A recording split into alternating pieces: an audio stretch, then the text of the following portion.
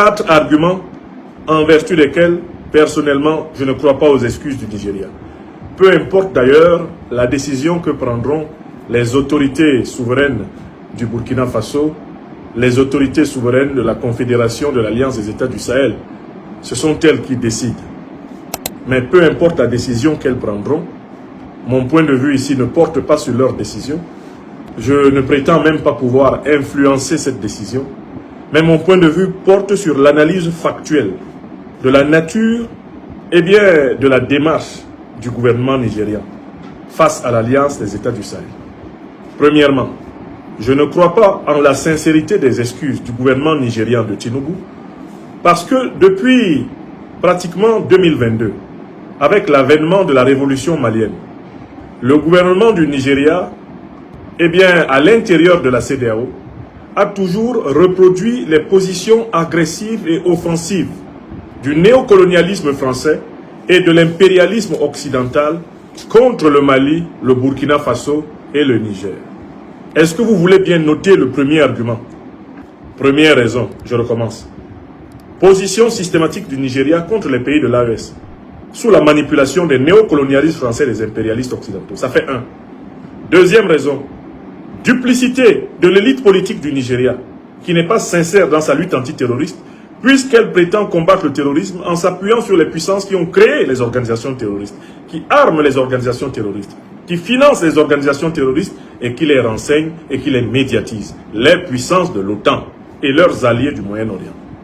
Troisième raison, Adebola Tinubu, esclave de l'impérialisme occidental, en raison de scandales par lesquels il est tenu.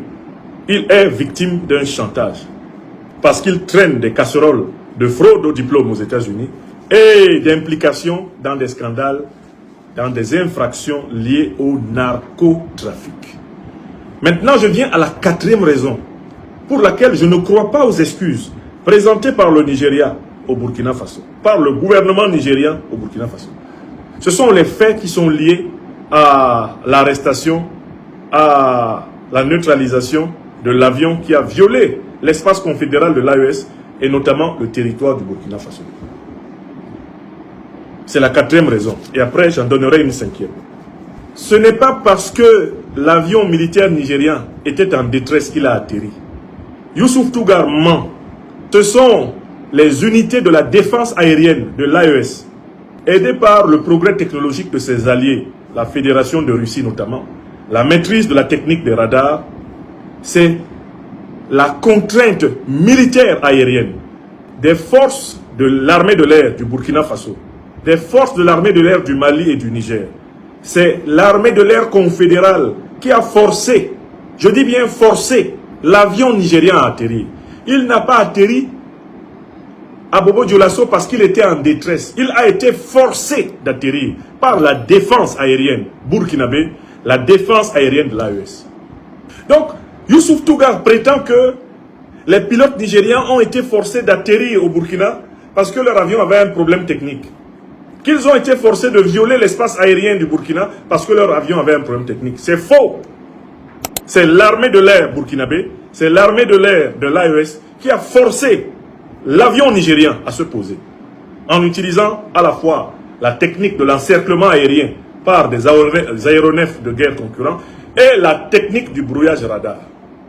Annonciateur d'une réflexion qui dépasse les apparences et interroge les fondements même de la diplomatie africaine, les propos de Franklin Nyamsi nous plongent dans une analyse critique où se mêlent faits, mémoire historique et enjeux contemporains. Dans le contexte actuel, marqué par l'incident aérien impliquant un avion militaire nigérian violant l'espace burkinabé, il devient urgent de questionner non seulement les excuses présentées par le Nigeria, mais surtout la nature réelle de sa démarche face à la Confédération de l'Alliance des États du Sahel, AES.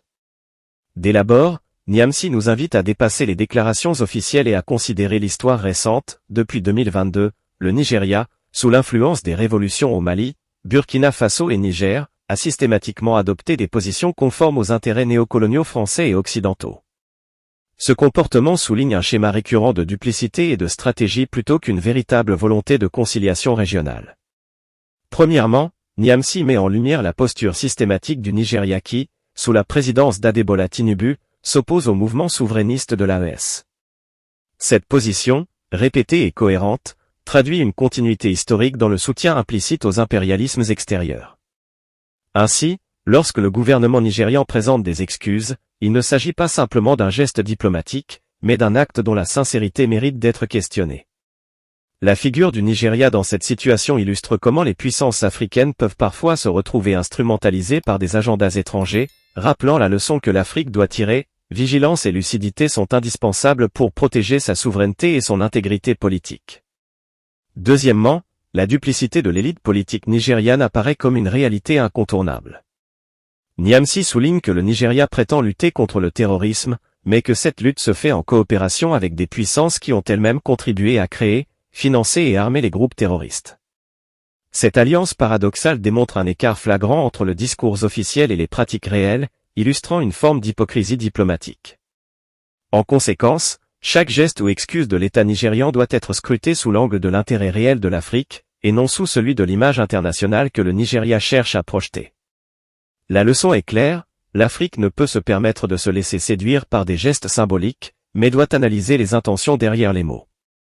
Troisièmement, la personnalité même du président Tinubu est révélatrice des limites de l'autonomie politique nigériane. Fragilisé par des scandales financiers et des affaires liées au narcotrafic, il demeure, selon Niamsi, en position de dépendance vis-à-vis de l'impérialisme occidental. Cette situation illustre un point essentiel pour tout observateur africain, la souveraineté d'un État ne se mesure pas uniquement à sa taille ou à sa puissance militaire, mais aussi à sa capacité à agir indépendamment des pressions extérieures. Dans ce sens, l'affaire aérienne devient un exemple concret de la manière dont les influences étrangères peuvent façonner les décisions locales, et comment il est crucial de renforcer la vigilance, la transparence et la responsabilité des dirigeants africains. Quatrièmement, l'incident aérien lui-même révèle la réalité de la souveraineté et de la puissance régionale. Contrairement aux affirmations officielles nigérianes, l'avion n'a pas atterri à Bobo-Dioulasso en raison d'une panne technique, mais parce que les forces aériennes burkinabées et de l'AES, renforcées par la technologie russe, ont contraint le décollage. Cette démonstration de puissance concrète montre que la souveraineté des États africains est active et capable de résister aux actions offensives, même de pays puissants comme le Nigeria. Il s'agit d'une leçon précieuse pour le continent, la vigilance et la préparation militaire, combinées à une coopération régionale efficace, constituent des leviers essentiels pour préserver l'intégrité des nations africaines face aux pressions extérieures. Au fil de cette analyse, la voix de Niamsi se fait celle d'un collectif africain conscient de ses forces et de ses faiblesses. Les figures de style qu'il utilise, souvent imagées et vivantes, ne servent pas seulement à captiver l'audience, mais à réveiller une conscience historique. L'Afrique a été marquée par des siècles de manipulation externe, mais elle peut aujourd'hui retrouver sa voix et sa dignité. La mention subtile des influences néocoloniales et impérialistes, entrelacées avec des faits précis comme l'incident aérien, illustre l'importance de relier le passé au présent pour construire une réflexion critique solide. Chaque événement devient alors une leçon à méditer, une opportunité d'éveiller les consciences et d'encourager une action collective éclairée.